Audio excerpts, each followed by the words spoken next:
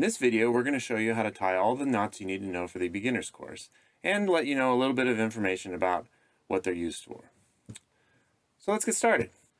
Before we begin on the knots, there's a few pieces of terminology that we need to cover related to knots. And the first one is a bight.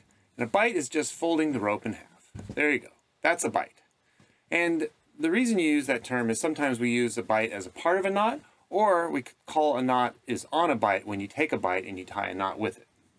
The other term we use is called dressed, and dressed is just how neatly a knot is tied. So a well-dressed knot is tight, and orderly, and neat, and easy to look at, where a poorly dressed knot is messy and hard to understand.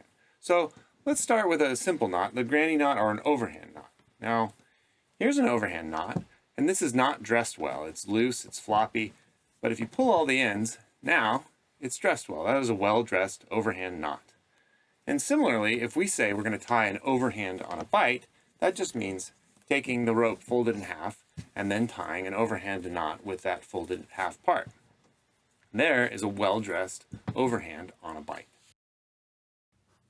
Sometimes we want to tie a stopper knot on the end of the rope to stop devices or us from sliding off the end of it. And the knot we use to do that is called the double overhand. Now, remember, a single overhand is just this knot, a granny knot or overhand knot. And a double overhand is just the same knot but wrapped twice.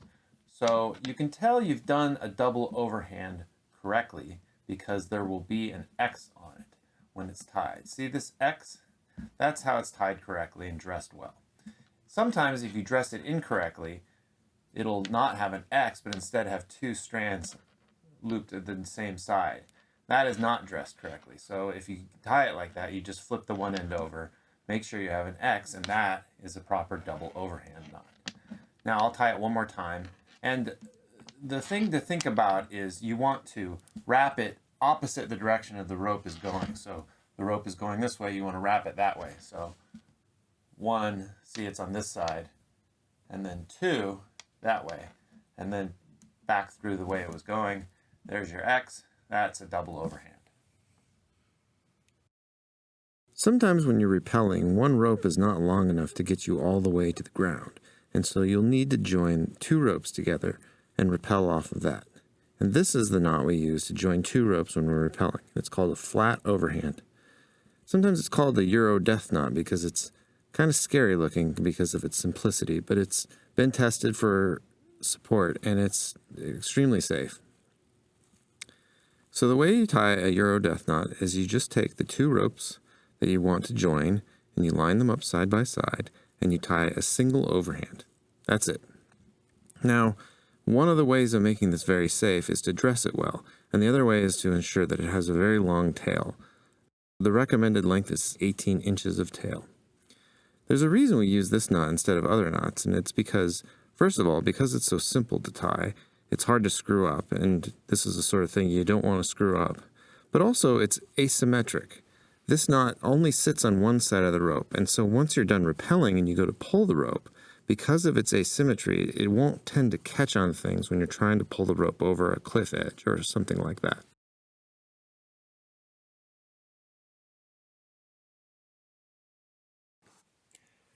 You can find these pre-sewn nylon webbing loops at REI or Backcountry Essentials, and they're pretty useful for rock climbing, but sometimes you need to tie the webbing around a thing, and then you're out of luck with these. Say, for example, you were going to rappel off a tree and you want to put the webbing around the tree so you can rappel off of it. Well, the pre-sewn runners, you're not going to be able to loop it around the top of the tree, so you have to tie a knot by joining the two ends of the webbing together. And the knot you use to do that is called a water knot. And I'm going to show you how to do it with two different ropes so it's a little bit easier to see. Now, the thing with the water knot is it's very tricky to dress it, so you have to spend a lot of effort to make sure you tie it correctly with no twists or turns in it.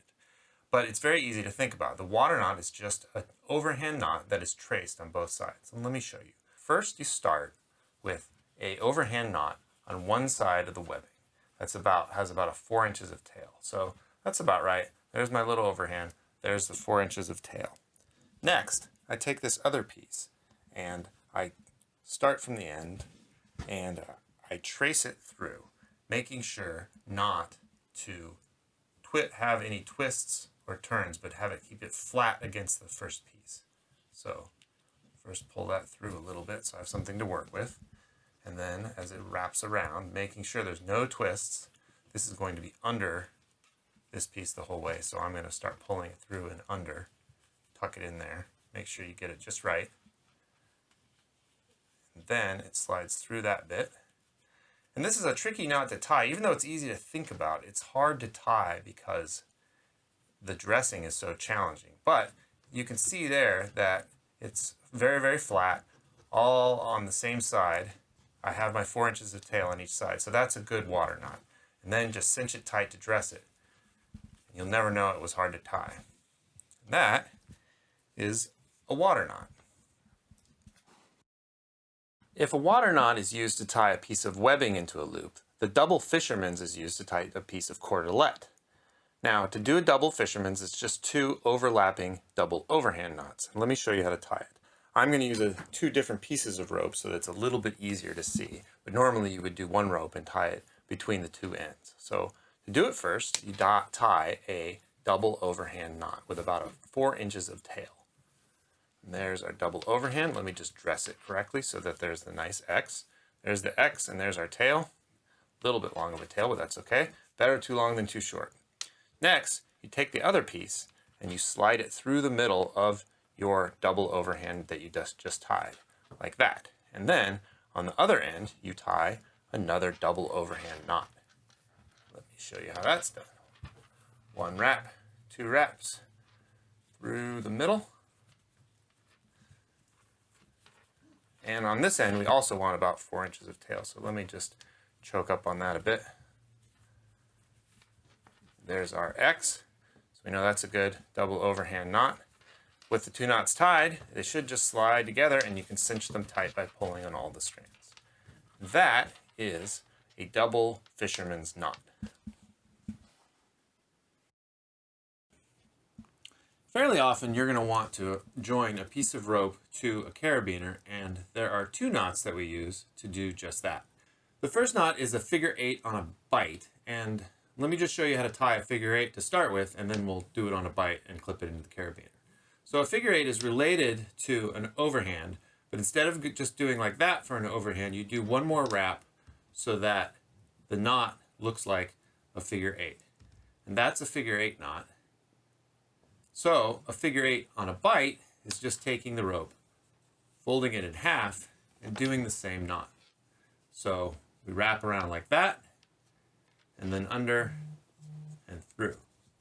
That is a figure 8 on a bight. You just dress it up. The nice thing about a figure 8 on a bight is very easy to look at and identify that it's been tied correctly because of the strands. So once you've got it tied, you clip it to your carabiner, and now you're anchored in on the carabiner. The other knot that we use to tie into a carabiner is called the Clove Hitch. And the nice thing about a Clove Hitch is when you take it out of the carabiner, it instantly disappears. But it's very adjustable once it's in the carabiner. So let me show you how to do a Clove Hitch. First off, you take 1 loop, and then you do a second loop in the same direction. So it looks like that. Then you take the second loop and you fold it. Don't fold it, but you pass it over the top of the first loop like that. Then you clip your carabiner into it, and it's good to go. So then, if you want to adjust the Clove Hitch, you can just pull in on some rope in the direction you want to go, pull the tail, and now it's still tied in. Another nice thing about the Clove Hitch is when you take the carabiner out, the knot disappears.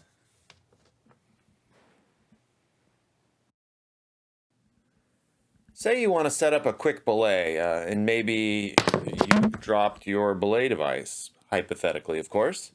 Well, the next knot, the Munter Hitch, is useful for just that. It's related to the Clove Hitch, and if you tie a Clove Hitch incorrectly, often you'll end up with a Munter Hitch. And so let me show you how to tie it.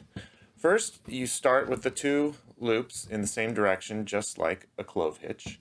But then, instead of passing it over like this, you fold the whole knot in half with the 2 loops and clip it to a carabiner. Now, this knot doesn't hold the rope, it slips, but that's useful for belaying. As you can see, if I pull on one end, the rope will slide over it. with a little bit of friction, so it's good for belaying. Now, one thing to note with a Munter hitch, when you pull in a different direction, the knot will roll over itself through the carabiner, and that could be sort of startling if you have a person hanging on the other end. But besides that, it's really useful for, you can even rappel off of it or belay somebody up. And that is the Munter hitch. The knot we use to tie into the rope when we're climbing is the trace figure-8 knot. The reason we use this knot is because it's very easy to look at to make sure that it's tied correctly. After we tie the trace figure-8 knot, we usually back it up with a double overhand just for redundancy. To tie a trace figure-8, first you tie a figure-8 knot with a good amount of tail left over. You'll just have to practice this. Some people use their arms and then a certain part on their chest to make sure that they size it correctly, or some people just look at it, but you'll get better at it with practice. But until you get it, you may have to adjust where the first figure-8 goes to make sure the tail is the correct length. After you've tied the first figure-8, pass the tip of the rope through the tie-in points of your harness.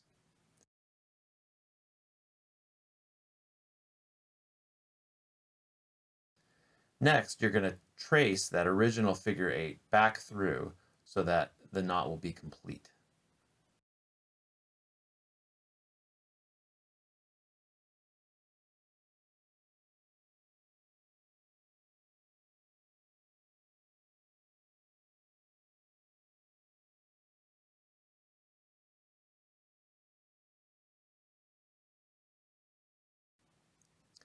After you've traced the full figure-8 and it looks clean and dressed, then you can tie a double overhand knot on the tip of it as a backup.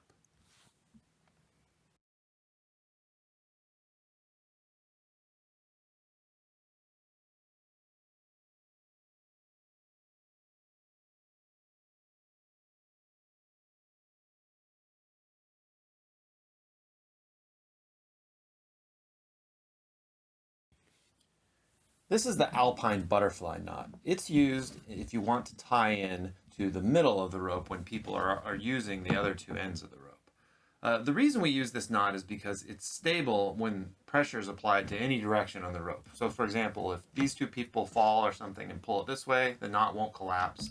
Or if this pulls that way, or if it pulls that way, the knot is strong and secure in all directions.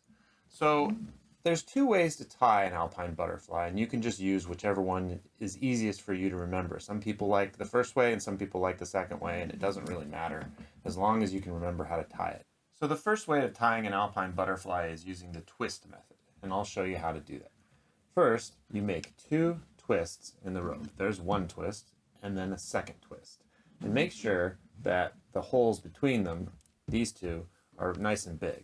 Now the next step is to take this tip and bring it all the way around and under and through this middle twist. So here we go. So bring it around like that, and then down and under and through this. So down, under, and through. And that is an Alpine Butterfly. The second way is to use the hand wrap method, and I'll show you how that's done. The way you do the hand wrap method is wrap the rope around your hand 3 times, like this. Then, from your finger side, you reach under the rope, you grab the middle strand, and you pull it out. And then, you bring it around and through the remaining 2 strands. Then you dress it up. That is an Alpine Butterfly. The Bowline knot is used to tie a loop in the rope. It's not a very good knot to do that, but sometimes it's useful for slinging really large boulders or trees where you have to walk around the tree or the boulder and then turn the rope into a loop. The way you tie a bowline is using the tree, hole, and squirrel trick. And let me show you how it works. This is the tree, and this little loop is the hole, and the end of the rope is the squirrel. And the way you tie a bowline is the squirrel comes out of the hole, around the tree, and back into the hole.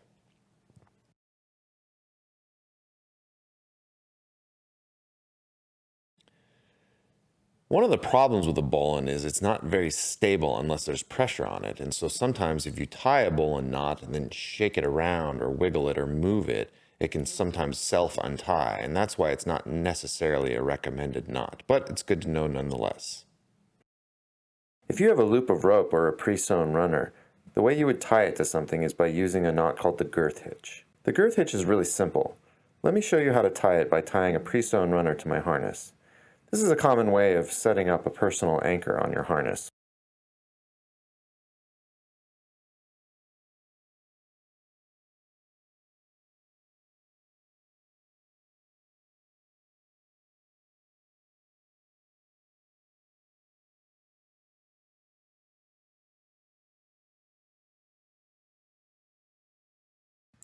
The next knot is called the Prusik Hitch, and the Prusik Hitch is probably one of the coolest knots you'll learn to tie in rock climbing. And what it does is it takes a little piece of loop and it attaches it to a rope such that you can slide it up and down the rope, but if you put weight on it, it won't slip. And that's really useful, especially for ascending ropes or making sure that ropes don't slip in certain situations. Let me show you how to tie that. The way to tie a Prusik knot is basically tying repeated girth hitches, or like a triple girth hitch. So here's how that works. So if this were a single girth hitch, and when I tie it, you want to make sure that the double overhand making this a loop is out of the way. But first, I tie a single girth hitch like that around the rope. But then I take my Prusik line and I loop it around a second time so that it is making two loops through, like that, see? Then do it a third time, and that is a Prusik knot. Now, Prusik knots are very sensitive to how they're dressed, so you want to make sure you dress them correctly, making the wide part on the outside and the part you weight be on the inside, like that. Once the Prusik's tied, you can clip a carabiner into the other end, and if you weight that carabiner, it will not slide down the rope. But if you grab the knot side, you can slide it yourself down the rope and then tug on the carabiner. That holds it, but if I push this end of the knot, I can slide it down. And that's very useful for weighting the rope and sliding it up and down. You can climb up a rope that way very easily. Now I'm going to show you how to go on rappel. And to start, we take one of these double length pre-sewn slings and we pass it through our harness tie-in points. Now when you pass it through, make sure you pay attention to where this bar tack is. If you have it like on the end, then it'll stay out of the way and it'll be useful later. If you don't pay attention to it, sometimes it can get in the way of your knots. So now that I've passed the sling through the tie-in points, just like this, I'm going to take the whole wad and tie a big figure 8. So we go like here and like that. Pass the whole thing through. Now the reason we do this is for redundancy, because this figure 8 knot will not slip, and now I have redundant strands. I have 2 strands through my harness if one of these breaks, and I have 2 loops on the end of it, so if one of those breaks, I'll be okay. Now that we have our sling tied in, we can attach the belay device into the end of it and put the rope through. This is the rope I'm going to be rappelling with. So you take the rope, fold it in half, and stuff the 2 strands into the 2 slots on your belay device. Like so. Now, it's important that you clip both strands. So I want to make sure that this goes through both strands and this little piece of wire, which is called the bail of your belay device. So now that both strands are clipped, make sure you've locked your locking carabiner if it's not a spring lock. Pull in the slack, and now I'm ready to rappel. Note that the tooth section of the belay device is down where my brake hand is. So technically I'm on rappel right now. However, if I let go of the brake hand, or a rock falls and hits my hand or something and I let go, then I could probably fall and get hurt. So what we do next is we tie a backup knot that hangs onto the brake hand for us. And to do that, we're going to use our Prusik cord. Now, you could tie a Prusik here as a break. But the trouble with the Prusik knot is to do the repeated girth hitches, you have to take it off your harness and work on it out here, and you could risk the chance of dropping it, and now you're in big trouble. So the knot we use instead is called an Autoblock. And the nice thing about an Autoblock is it works really well for generating friction on the brake, but you never have to unclip it from your harness. So when I take the Prusik off, I clip it to my belay loop of my harness, and then I tie the Autoblock from there. Note, I keep the knot out of the way, and all an Autoblock is wrapping the rope around the Prusik line around the rope. And I'm going to wrap it 3 times. So 1, 2, 3. Like the Prusik, it needs to be dressed quite well and orderly. So after I wrap it around 3 times, I clip it back into the carabiner and make sure you lock the carabiner. See how I have it dressed all orderly like that? That's a good Autoblock. Cinch it down, and now when I'm rappelling, I can go hands-free and I won't fall. The mule knot is used to go hands-free when you're belaying someone and you need to let go of the brake hand of the belay. Here's how to tie a mule knot. Take a bight on the brake strand of the rope and pass it through the belay carabiner. Pull the bight through and make sure you have plenty of rope to work with. Next, you're going to tie a slip knot by twisting one strand of the bight and then passing the bight around the loaded rope and through that twist.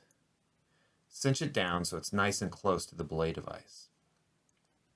With the remaining tail of the bight, you're going to tie an overhand knot as a backup. It's not a bad idea to clip a carabiner into the end of it too, but it's not required. Let's watch it one more time from closer up.